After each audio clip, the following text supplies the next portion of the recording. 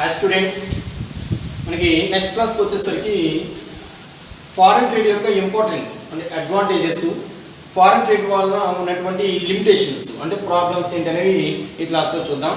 అసలు foreign trade అంటే ఏంటంటే మనం ఆల్రెడీ చెప్పుకున్నాం లాస్ట్ క్లాస్లో. Foreign trade the trading activity is between 2 or more countries is called foreign trade. అంటే ఫారెన్ ట్రేడ్ అనేది ఏంటంటే రెండు దేశాల మధ్య జరిగేటటువంటి ట్రేడింగ్ యాక్టివిటీని మనం ఫారెన్ ట్రేడ్ కింద మనం చెప్పుకోవడం జరుగుతుంది.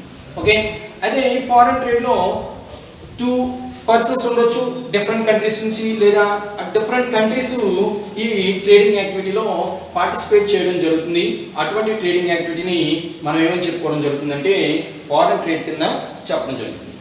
ఈ ఫారెన్ ట్రేడ్ వలన ఉన్నటువంటి అడ్వాంటేజెస్ ఏంటంటే ఇంపార్టెన్స్ మనం ఒకసారి చూసుకుంటే,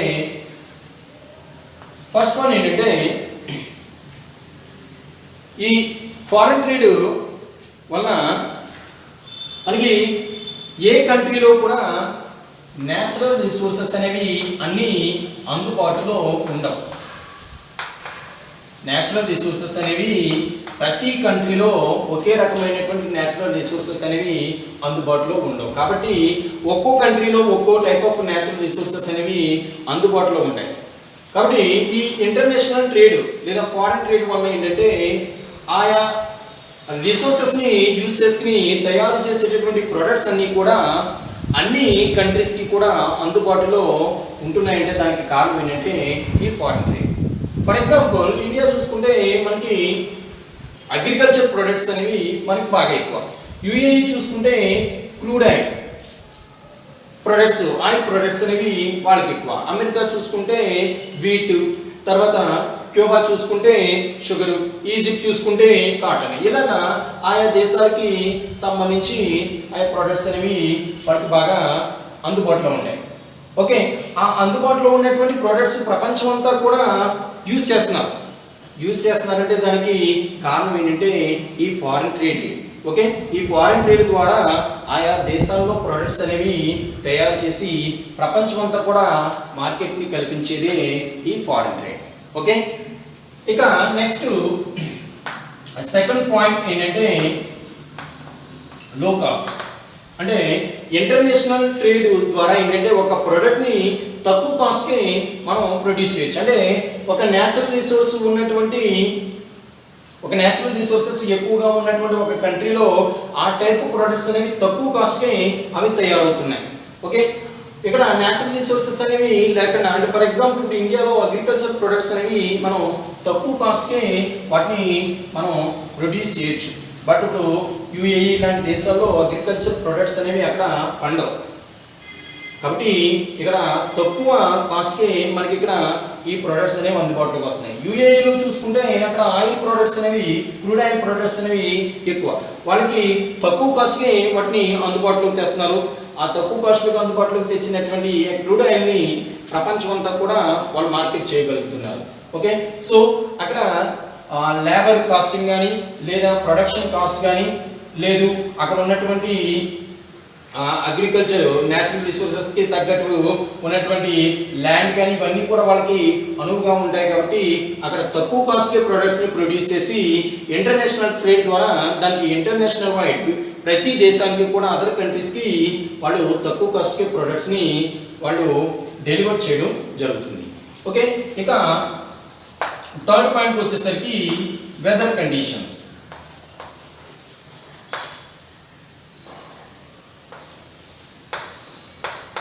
వెదర్ కండిషన్స్కి వచ్చేసరికి ఇక్కడ ఏ కంట్రీలో కూడా ఒకే రకమైనటువంటి వెదర్ అనేది ఉండదు. ఓకే, ఒక్కో కంట్రీకి ఒక్కో టైప్ ఆఫ్ వెదర్ కండిషన్స్ అనేవి ఉండడం జరుగుతుంది. కాబట్టి ఫర్ ఎగ్జాంపుల్ ఇప్పుడు ఇండియాకి వచ్చేసరికి మనకి ఒక రకమైనటువంటి వెదర్ ఉంటుంది. ఫర్ ఎగ్జాంపుల్ యుఎస్సికి వచ్చేసరికి ఒక రకమైనటువంటి వెదరు, అదేవిధంగా యుఏకి సంబంధించి ఒక రకమైనటువంటి వెదర్ ఉంటుంది. ఆ కండిషన్స్కి అనుగుణంగా అక్కడ ప్రొడక్ట్స్ అనేవి ప్రొడ్యూస్ చేయడం జరుగుతుంది. ఫర్ ఎగ్జాంపుల్ వీట్, గోధుమలు ఉన్నాయనుకోండి, దానికి అమెరికా కండిషన్స్ వెదర్ కండిషన్ కరెక్ట్గా సరిపోతుంది. కాబట్టి అక్కడ గోధుమలు ఎక్కువగా పండించడం జరుగుతుంది.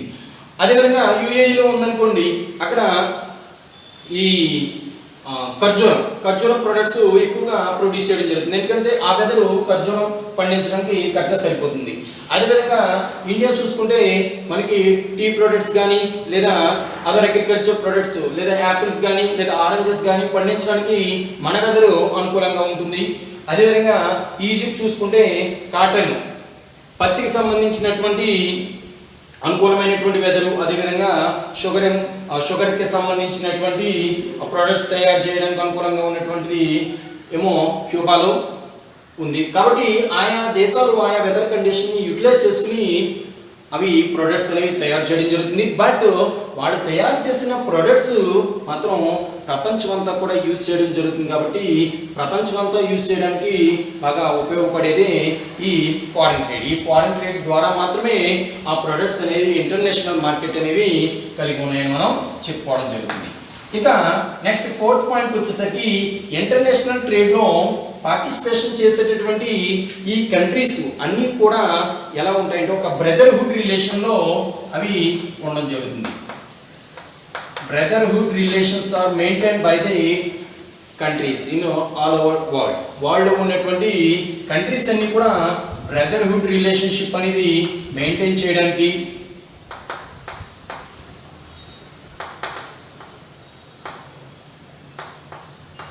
అండ్ వరల్డ్ పీస్కి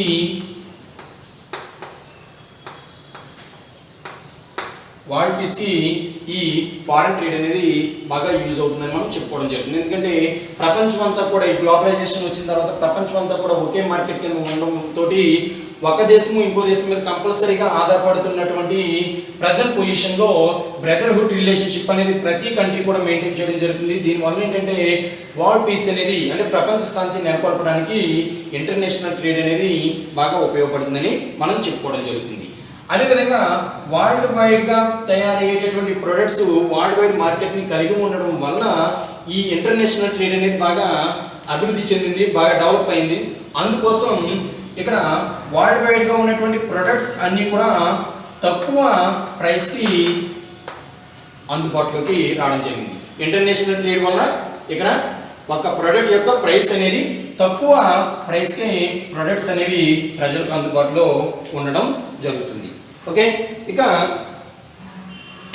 లాస్ట్గా ఏంటంటే ఇక ప్రతి కంట్రీ కూడా ఇంటర్నేషనల్ ట్రేడ్ చేసేటటువంటి కంట్రీస్ బ్రదర్హుడ్ రిలేషన్షిప్ అనేది మెయింటైన్ చేయడం వల్ల కంట్రీస్ ఏవైనా కనుక కష్టకాలంలో ఉన్నప్పుడు అంటే న్యాచురల్ కెలామిటీస్ సునామీ లేదా ఎర్త్క్వేక్స్ కానీ లేదా అదర్ న్యాచురల్ కెలామిటీస్ ఫ్లడ్స్ ఇటువంటి సమయాల్లో ఒక కంట్రీ ఇంకో కంట్రీ హెల్ప్ చేసుకోవడం జరుగుతుంది.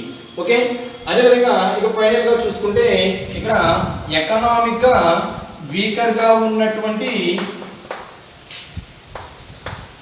కంట్రీస్కి అదర్ కంట్రీస్ హెల్ప్ చేయడం ద్వారా ఆ కంట్రీస్ కూడా ఎకనామిక్గా డెవలప్మెంట్ అనేది సాధించడం జరుగుతుంది. ఓకే, ప్రతి కంట్రీ కూడా ఎకనామిక్గా డెవలప్మెంట్ అవ్వడానికి ఎకనామిక్ డెవలప్మెంట్ అనేది ప్రతి కంట్రీ కూడా సాధించడానికి ఇంటర్నేషనల్ ట్రేడ్ అనేది బాగా యూజ్ అవుతుందని మనం చెప్పుకోవడం జరుగుతుంది. ఓకే, ఇక నెక్స్ట్ లిమిటేషన్ ప్రాబ్లమ్స్కి వచ్చేసరికి ఇక్కడ మనకి మేజర్గా ఇంటర్నేషనల్ ట్రేడ్లో 5 ప్రాబ్లమ్స్ అనేవి అరైజ్ అవుతాయి. ఫస్ట్ ఏంటంటే కరెన్సీ ప్రాబ్లమ్స్. ఇంటర్నేషనల్ ట్రేడ్లో మనకి ఫస్ట్ ఎదురయ్యేటటువంటి సమస్య ఏంటంటే కరెన్సీ ప్రాబ్లమ్స్. అంటే ఇప్పుడు హోమ్ ట్రేడ్లో ఒకే కంట్రీ ఉంటుంది కాబట్టి ఒకే కంట్రీ ఉన్నప్పుడు ఒకే రకమైనటువంటి కరెన్సీ అందుబాటులో ఉంటుంది. ఫర్ ఎగ్జాంపుల్ ఇండియా ఉందనుకోండి, మనకి ఒకే రకమైన కరెన్సీ అందుబాటులో ఉంటుంది కాబట్టి కరెన్సీ ప్రాబ్లం ఏమీ రాదు.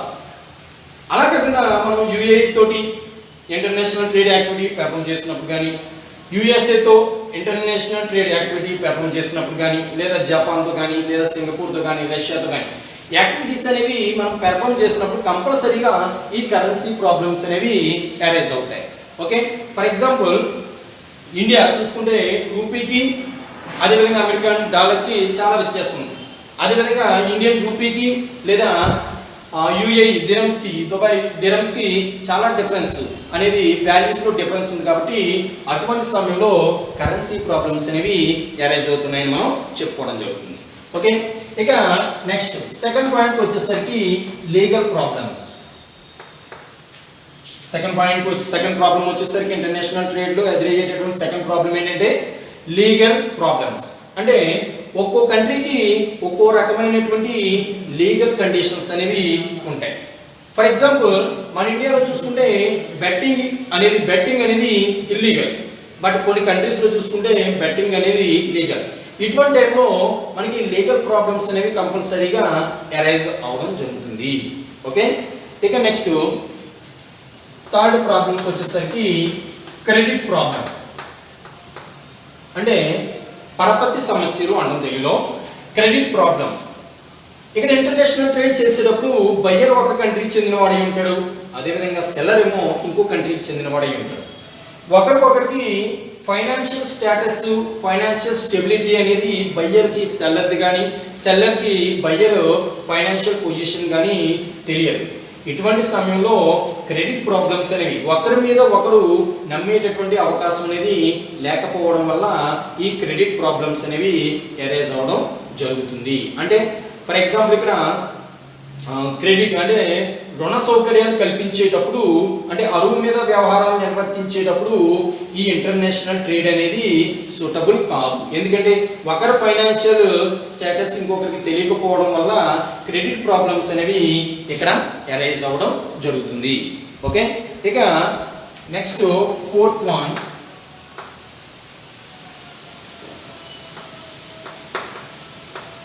రిస్క్. అంటే ఈ ఇంటర్నేషనల్ ట్రేడ్ లో ఉండేటటువంటి మేజర్ ప్రాబ్లం ఏంటంటే రిస్క్ వెరీ హై, రిస్క్ అనేది చాలా ఎక్కువగా ఉంటుంది. ఎలా అంటే ఇంటర్నేషనల్ ట్రేడ్ చేసేటప్పుడు మనం యూజ్ చేసేటటువంటి ట్రాన్స్పోర్టేషన్ సిస్టమ్ ఏంటంటే ఎయిర్వేస్, సీవేస్. ఇక్కడ గూడ్స్ని మనం డెలివర్ చేసేటప్పుడు అవి డిస్పాచ్ చేసేటప్పుడు అవి రిసీవ్ అయ్యే వరకు కూడా కంపల్సరీగా ప్రోడక్ట్ గమ్యస్థానానికి చేరుకుంటాయని మనం చెప్పలేము.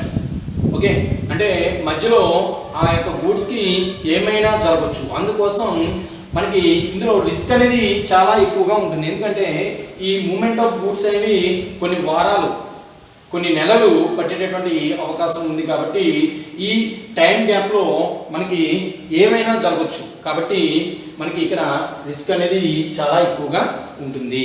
ఓకే, అండ్ ఫైనల్ ప్రాబ్లం ఏంటంటే time gap. In international trade time gap between production and consumption very wide. అంటే ఇక్కడ మనం ప్రొడక్షన్ చేసేటప్పుడు ఒక వస్తువుని ప్రొడ్యూస్ చేసేటప్పుడు దాన్ని కన్జంప్షన్ చేసేటప్పుడు మధ్య ఉన్నటువంటి టైం అనేది చాలా ఎక్కువగా ఉంటుంది. అంటే ఫర్ ఎగ్జాంపుల్ ఇండియాలో ఒక ప్రోడక్ట్ మనం తయారు చేస్తున్నాం అనుకోండి, అది యూఎస్ఏలో యూజ్ చేస్తున్నారు అనుకోండి, అది యూజ్ చేసేటటువంటి యూఎస్ఏకి ఇండియాకి చాలా టైం అనేది మూమెంట్ ఆఫ్ గూడ్స్ అంటే ట్రాన్స్పోర్టేషన్ సిస్టంలో చాలా టైం పట్టేస్తుంది. కాబట్టి ఈ టైం గ్యాప్ అనేది ఎక్కువగా ఉండడం వల్ల ఈ ఇంటర్నేషనల్ ట్రేడ్ అనేది మనకి ఈ ఫుడ్ ప్రొడక్ట్స్కి సంబంధించినటువంటి టైంలో ఈ టైం గ్యాప్ అనేది రావడం వల్ల ఆ ప్రొడక్ట్స్ ఎందుకు పనికి రాకుండా పోవడం జరుగుతుంది కొన్ని సందర్భాలు. కాబట్టి ఇంటర్నేషనల్ ట్రేడ్లో ఎదురయ్యేటటువంటి మేజర్ ప్రాబ్లమ్స్ ఏంటంటే ఒకటి currency problem, second one legal problems, credit problems, risk very high and wide time gap. Okay, time gap అనేది చాలా ఎక్కువగా ఉండడం జరుగుతుంది. ఇటువంటి ప్రాబ్లమ్స్ అనేవి మనకి ఇంటర్నేషనల్ ట్రేడ్లో మనకి ఎదురవడం జరుగుతుందని చెప్పుకోవచ్చు. ఓకే.